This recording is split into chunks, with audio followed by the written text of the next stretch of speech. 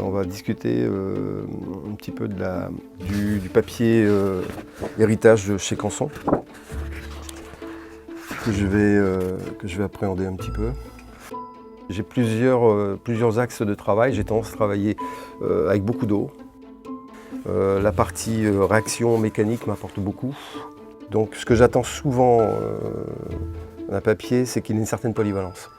Qu'on puisse travailler dans l'humide, qu'on ait des bonnes réactions, de la vivacité, la rapidité, les fusions, les retraits, et que dans le sec, on puisse y revenir. C'est-à-dire qu'une fois que le papier est sec, qu'on puisse revenir pour justement faire des lavis, garder des transparences, ne pas avoir trop de matité.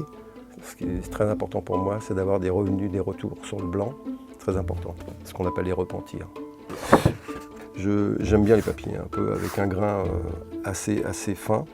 A priori, non, il est plaisant. La couleur est intéressante parce que pas trop blanc, pas trop non plus ivoire, on va dire, parce que c'est un peu la tendance, un peu avoir des papiers trop sombres. Non, il est très sympa au premier abord, au toucher. Mais non, il claque bien. Après, ça tient plus d'un ressenti presque poétique. On va chercher un papier, on fait ça. Tiens, on entend, il y a une note qu'on aime plus qu'une autre, un peu comme un accord de guitare, quoi. Le visuel, forcément, le visuel est très important. Et celui-ci est pas mal à suivre.